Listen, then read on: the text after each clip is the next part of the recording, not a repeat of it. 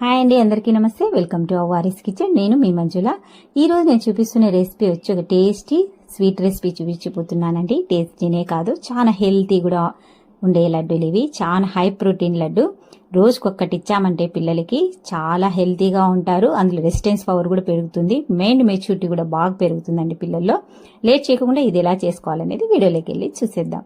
ముందుగా ఒక ప్లేట్లోకి 1 కప్పు బాదాము, 1 కప్పు జీడిపప్పు, 1 కప్పు పిస్తా పప్పు వేసుకొని 1 కప్పు ఎండు ద్రాక్షి, 1 కప్పు సీడ్లెస్ పచ్చి ఖర్జూరం తీసుకున్నానండి. ఇక్కడ మనం ఏ కప్తో తీసుకున్నాం ఈ డ్రై ఫ్రూట్స్ అన్ని, దానికి డబల్గా 2 కప్పుల మకానా తీసుకున్నాను.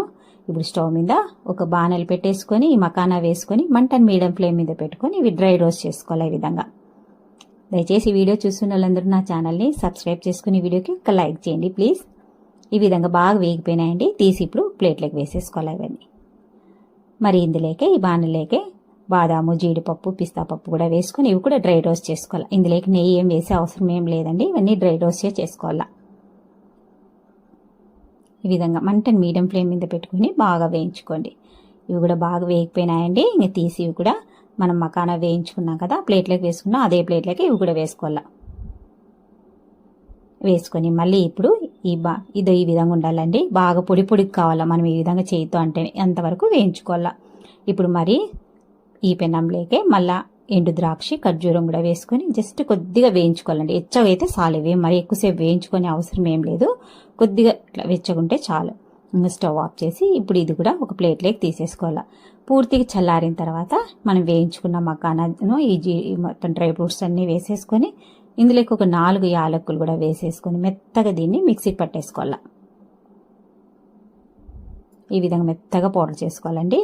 ఇప్పుడు ఇందులోకి ఎండు ద్రాక్ష, ఖర్జూరం కూడా వేసేసుకొని ఒకసారి స్పూన్తో అంతా ఒకసారి కలిపేసుకొని ఇవి కూడా మెత్తగా గ్రైండ్ చేసుకోవాలి. ఈ విధంగా ఇప్పుడు ఇదంతా తీసి ఒక ప్లేట్లోకి వేసేసుకొని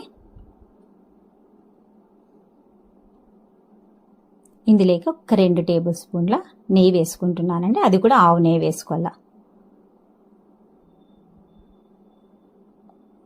వేసుకుని ఇదంతా ఒకసారి చేతితో బాగా కలపాలండి. ఈ నెయ్యి అంతా బాగా ఈ విధంగా కలిసేంత వరకు ఈ విధంగా కలుపుకొని ఇప్పుడు మనకి ఏ సైజులో లడ్డూలు కావాలో ఆ సైజులో కట్టేసుకోవడమే. అంతేనండి. చూసారు ఎంత ఈజీ కదా చేసుకోవడం. చాలా టేస్టీ అండ్ హెల్తీ లడ్డూలు కూడా.